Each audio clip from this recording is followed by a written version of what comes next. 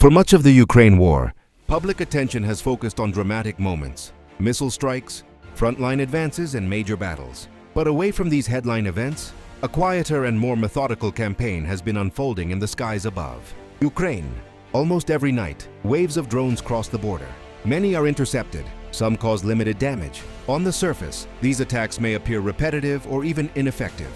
Yet this interpretation overlooks their true strategic purpose. Russia's drone campaign is not designed for immediate battlefield breakthroughs. It is designed to slowly exhaust Ukraine's air defense system. Every drone forces a response. Every response consumes resources. Over time, the accumulation of these costs reshapes the balance of the war. This video examines how drones are being used not as weapons of destruction, but as tools of strategic pressure, and why this approach is becoming one of the most important aspects of the conflict. Ukraine entered the war with one of the largest air defense networks in Europe, inherited largely from the Soviet era. These systems were designed to protect cities, infrastructure, and military formations against aircraft and missiles. As the war began, this network played a critical role. It prevented Russia from achieving air superiority and limited the effectiveness of early missile strikes. Over time, Western systems were added, improving coverage and interception rates. But air defense is not a static shield. It is a complex system that depends on radar coverage, interceptor missiles, trained personnel, maintenance cycles, and continuous resupply.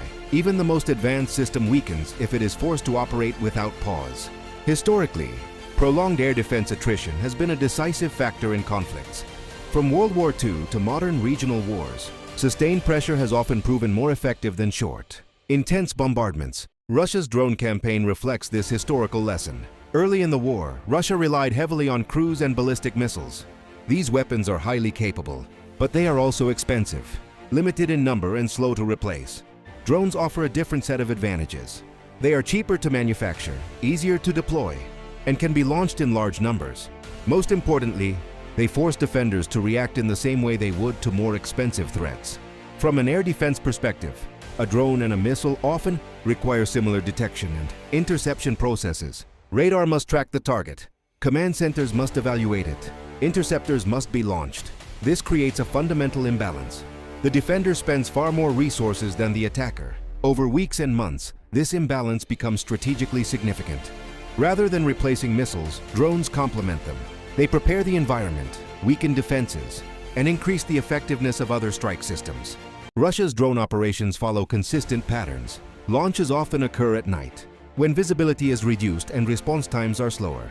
Drones approach from multiple directions, stretching radar coverage and forcing defenders to divide attention. Some drones fly predictable routes, acting as decoys. Others vary altitude and speed, complicating interception. The goal is not maximum damage, but maximum engagement. Each engagement consumes interceptor missiles. Each interception reveals information about air defense locations and response times.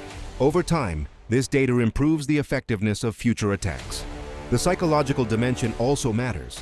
Constant alerts disrupt civilian life and strain military personnel.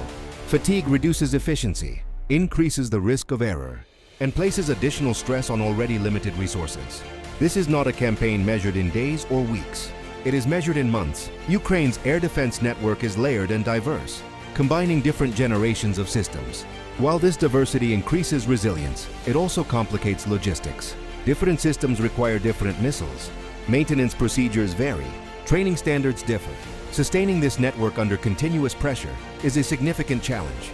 Interceptor stocks are finite. Even with international support, production rates are limited. Replacing missiles used against drones diverts resources from defending against more dangerous threats. Maintenance crews must work under constant operational tempo. Radar systems remain active for extended periods, increasing wear.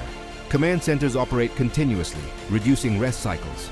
The result is gradual degradation, not collapse, but reduced flexibility and increased vulnerability over time.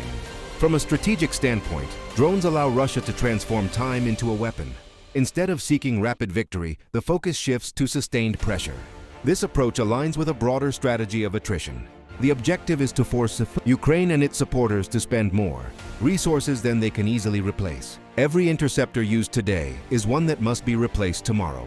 Politically, this strategy also tests the endurance of international support. Sustaining air defense requires long-term commitment, industrial capacity, and political will. For Russia, drones provide a way to maintain pressure without escalating to more destructive or risky options. For Ukraine, defending against them becomes a continuous balancing act. The lessons of this drone campaign extend far beyond Ukraine. Militaries worldwide are observing how low-cost systems can challenge advanced defenses. Traditional assumptions about air superiority are being questioned. The effectiveness of expensive interceptor systems against mass-produced drones is under scrutiny. Future conflicts are likely to see increased emphasis on electronic warfare, layered defenses, and cost-effective interception methods. The Ukraine war is becoming a testing ground for these concepts. Russia's use of drones to exhaust Ukraine's air defenses represents a shift in modern warfare. It prioritizes endurance over shock, pressure over precision, and systems over territory. This strategy does not promise immediate results. Its effectiveness lies in accumulation, in the gradual erosion of capability over time. As the war continues, the outcome may depend less on dramatic moments and more on which side can sustain its systems the longest. In that sense, drones have become not just weapons, but instruments of strategic patience.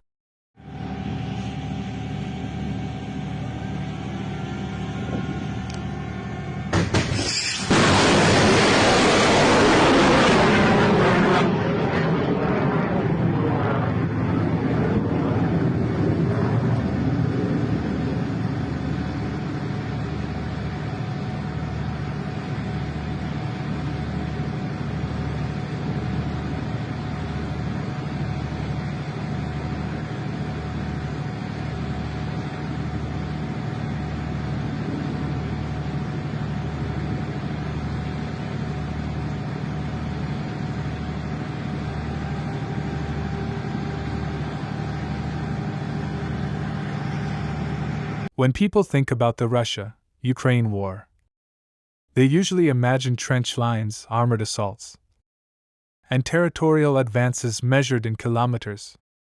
But beneath those visible front lines, a far more consequential battle is being fought, one that rarely appears on battlefield maps. This is the battle of systems.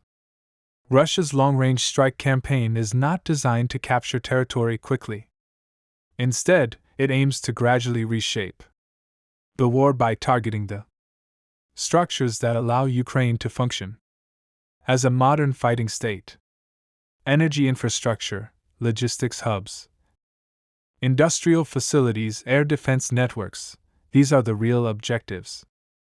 Understanding this campaign is critical because it represents how modern wars are increasingly fought. Victory is no longer determined only by who advances on the map, but by who can maintain endurance under sustained systemic pressure.